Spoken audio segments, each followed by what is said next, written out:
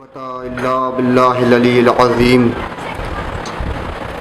أعوذ بالله من الشيطان الرجيم. بسم الله الرحمن الرحيم. حسبنا الله ونعم الوكيل ونعم المولى ونعم النصير. رب اشرح لي صدري ويسر لي أمري واحلل عقدة من لساني يفقهوا قولي. اللهم صل على محمد وآل محمد. بسم اللہ الرحمن الرحیم. الحمد للہ رب العالمین. الصلاۃ والسلام علی اشرف الانبیاء والمرسلین سیدنا و نبینا و شفیع ذنوبنا و طبیب نفوسنا مولانا مولا الثقلین جد الحسنین بالقاسم محمد الطیبین الطاہرین المعصومین المظلومین ولعنۃ اللہ علی اعدائہم اجمعین من یومنا ھذا الی قیام یوم الدین. اما بعد فقط قال رسول اللہ صلی اللہ علیہ وآلہ وسلم. بسم اللہ الرحمن الرحیم. ان الحسین مصباح الہدی وسفینۃ النجاۃ. صلوات پڑھ کر محمد.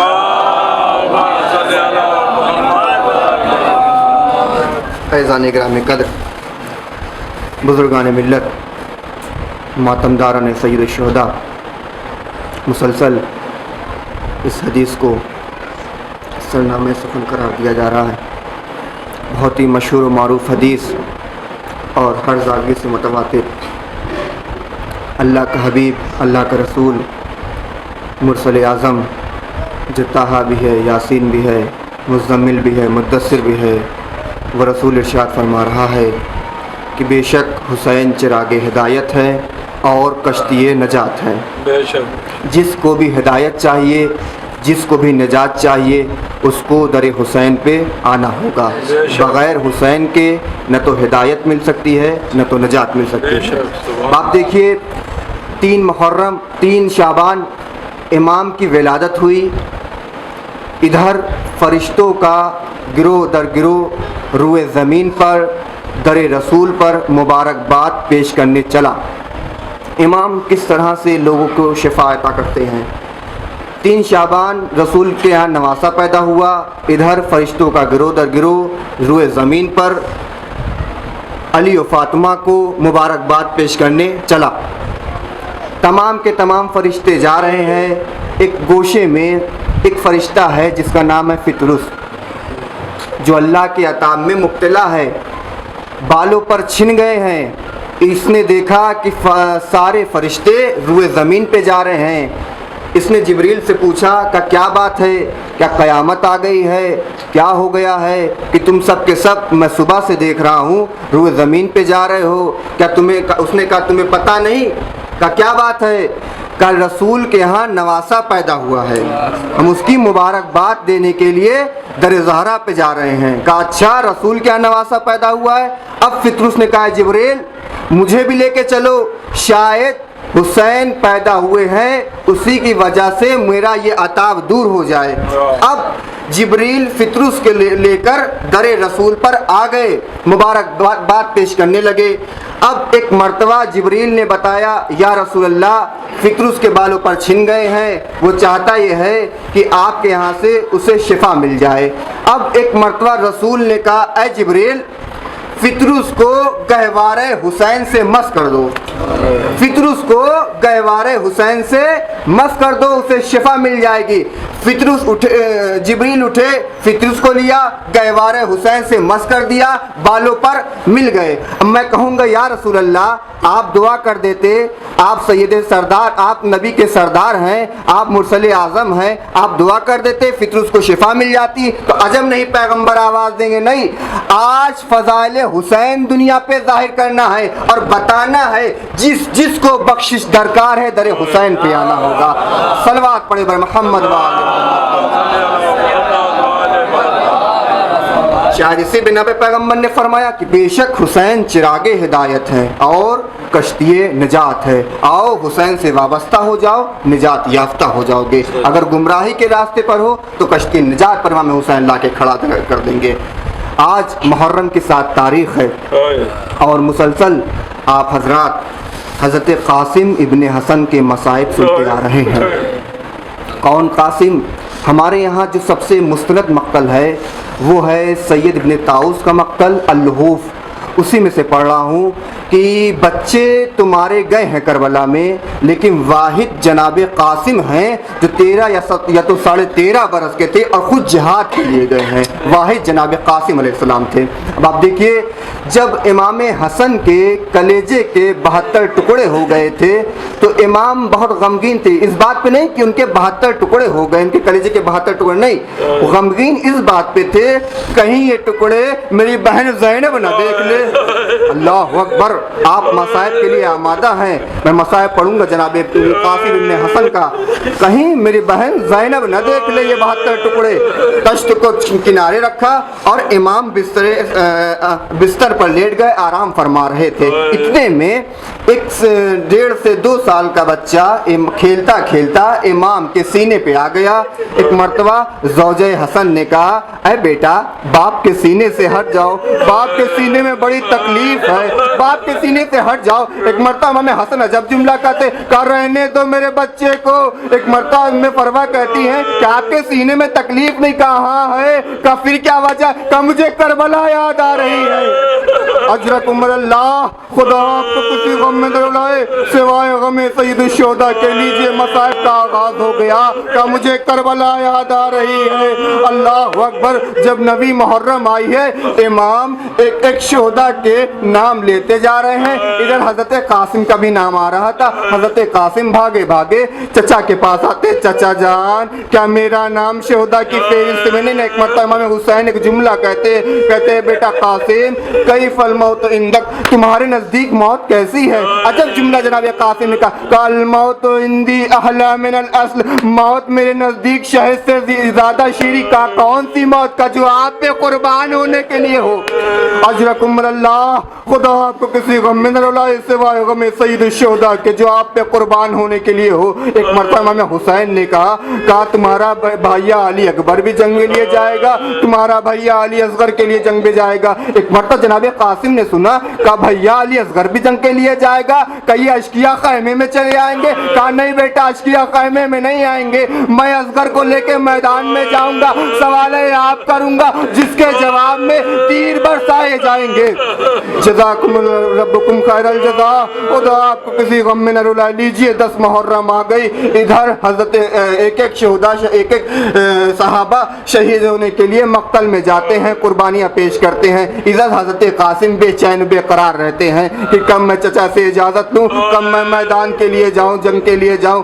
اب حضرت قاسم ہمیں حسین کے پاس آتے ہیں، چچا جان مجھے مرنے کی اجازت دے دیے۔ ایک مرتبہ ہمیں حسین کہتے ہیں، اے بیٹا جاؤ کہ اپنی ماں سے پوچھ لو، شاید تمہاری ماں راضی نہ ہو۔ ایک مرتبہ امام حسین نے انکار کیا۔ حضرت قاسم پشت خیمہ پر اپنے پیشانی کو اپنے زانو پہ رکھ کے رونے لگتے ہیں، بہت دیر تک روتے ہیں۔ ایک مرتبہ ام فروہ جب قریب آتی ہیں، جناب زینب سے کہتے ہیں، شہزادی کوئی بچہ رو رہا ہے، ایسا لگ رہا ہے یہ بچہ میرا بیٹا قاسم ہے۔ اب جب تو پشت خیمہ پہ گئی، کیا دیکھا کہ قاسم رو رہے ہیں۔ بیٹا قاسم کیا بات ہے؟ کہا مما جب بھی میں چچا کے پاس جاتا ہوں چچا اجازت نہیں دیتے ہیں۔ ایک مرتبہ ام فروہ نے کہا، اے بیٹا قاسم تمہارے بابا نے مرتے وقت تمہارے بازو میں ایک تعویذ باندھی تھی اور یہ فرمایا تھا کہ جب بھی کوئی مصیبت آئے اپنے چچا کو یہ تعویذ دے دینا۔ اللہ اکبر! وہی وہ دن ہے کہ جو مصیبت کا دن ہے۔ اب جناب قاسم نے اس تعویذ کو کھولا، اب تعویذ کو پڑھنا شروع کیا تو اس میں ان کے بابا نے لکھا تھا کہ یا ولدی یا قاسم اذا وجدت امک الحسین، اے میرے بیٹا قاسم جب تم اپنے امام حسین کو غربت میں دیکھنا، مظلومیت میں دیکھنا، پیاس کی عالم میں دیکھنا، اپنی جان کو قربان کر دینا۔ اب حضرت قاسم آنکھوں کے آنسو پوچھتے ہوئے بھاگے چچا کے پاس آتے، چچا جان یہ لیجئے بابا نے تحریر لکھی ہے، چچا جان بابا نے तहरीर लिखी, मेरे लिए इजाजतनामा लिखा है। अब जो इमाम हुसैन ने उस तहरीर को पढ़ा है, आंखों से लगाया, अल्लाह अल्लाह मेरे भाई ने मुझे गुर्बत में याद किया है। अजरकुम अल्लाह, खुदा आपको किसी गम में न रुलाए सिवाय गम सईद शुहदा के। मेरे भाई ने मुझे गुर्बत में याद किया। रिवायतों में मिलता है कि दोनों चचा भतीजे आपस में बगलगीर हुए और इतना रोए, रोते रोते गश्तारी हो गया, बेहोश हो गए। रावी कहता मुझे समझ में नहीं आया कि जितने भी शोहदा इजाजत के लिए गए, इमाम इस तरह से नहीं रोए हैं जितना कासिम के लिए रोए हैं। क्या वजह क्या हो सकती है? तो शेख जाफर शूसरी कहते हैं क्या इसकी वजह ये हो सकती है कि इमाम के जहन में एक मंजर याद आ रहा होगा कि सबके जनाजे पर घोड़े दौड़ाए जाएंगे, लेकिन वाहिद जनाबे कासिम ऐसे होंगे जिनकी जिंदगी में घोड़े अल्लाह अकबर। जज़ाकुम रब्बुकुम खैरल जज़ा। खुदा आपको किसी गम में न रुलाए सिवाय गम सय्यदुश शुहदा के।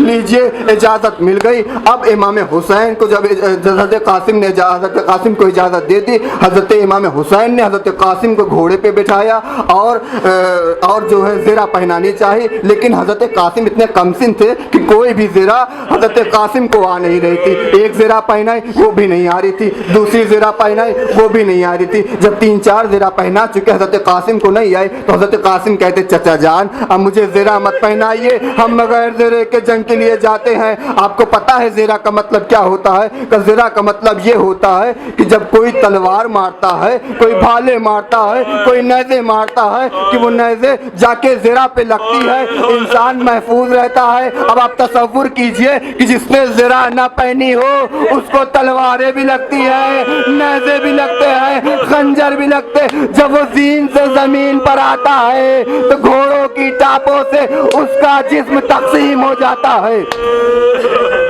अल्लाह अकबर। जज़ाकुम रब्बकुम खैरल जज़ा। खुदा आपको किसी गम में न रुलाए सिवाय गम सय्यद शुहदा के।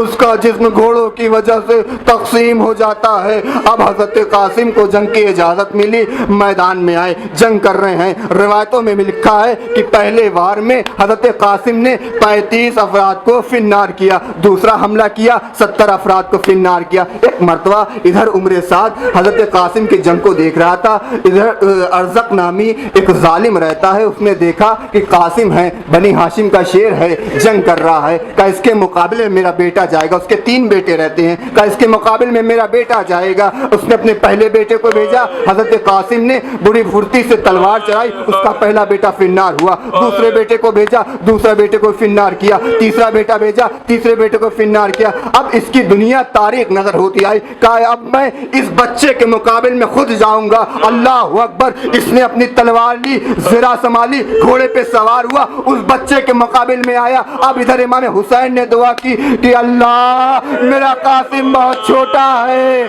अल्लाह इसको इतनी हिम्मत दे दे कि इसका मुकाबला कर सके। अब इधर हज़रत कासिम ने पूरी फुर्ती से या अली मदद कह के तलवार चलाई, उसके 2 टुकड़े हुए। अब इधर उमर साद ने देखा कि बनी हाशिम के शेर है, इस तरह से काबू में नहीं आएंगे, लिहाजा इनको चारों तरफ से घेरा जाए। अब जब चारों तरफ से घेरा गया, फौजें भागी, फौजों के पीछे लश्कर भागा, हज़रत कासिम को घेरा गया। कोई तलवारें मारा, कोई तीर मार रहा है, कोई नेज़े मार रहा है। कासिम घोड़े पे संभल न कर आवाज दी, चचा मेरी मदद को आइए। अब इधर इमाम हुसैन हज़रत कासिम की मदद के लिए आते हैं। हज़रत कासिम ज़ीन से जमीन पर आते हैं। लाइनों ने हुसैन को आते हुए देखा तो वहाँ की फौजें इधर भागी, वहाँ की फौजें इधर भागी। इसी असना में कासिम का लाशा टुकड़ों में पामाल हुआ। इमाम हुसैन कासिम के पास आए, आने के बाद अपने कलेजे से लगाया। मुझे नहीं पता कि उन टुकड़ों को इमाम हुसैन ने किस तरह से चुना होगा। मेरा दिल यही कह रहा होगा कि आबा का दामन फैलाया होगा, जिस तरह से एक माली सुबह को फूल चुनता, हुसैन ने कासिम के टुकड़ों को आबा के दामन में रखा होगा।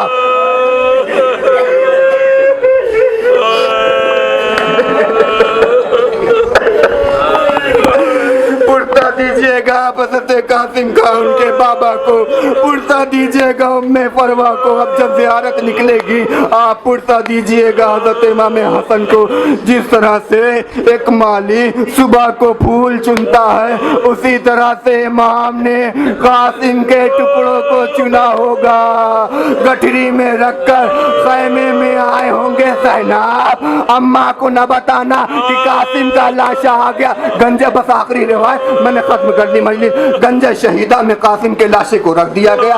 ادھر اُمّ فروا نے امام حسین سے کہا اے آقا مجھے صرف میری ایک خواہش ہے کہ مجھے صرف میرے بیٹے کا کرتا دے دیجئے، مجھے نہیں پتا اُمّ فروا اپنے بیٹے کے کرتے کا کیا کریں گے۔ الغرض اُمّ فروا کی آخری خواہش تھی، امام حسین نے حضرت قاسم کا آخری بات سن لیجئے، میں نے ختم کر دی مجلس، اس کرتے کو اُمّ فروا کو دے دیا۔ لیجئے 10 محرم چلی گئی، 11ویں محرم گزر گئی، یہ لٹا ہوا قافلہ کربلا سے کوفہ، کوفے سے شام جانے لگا، شام سے جب ایک مرتبہ 40ویں کے لیے کربلا آیا، کربلا سے پھر مدینہ چلا گیا۔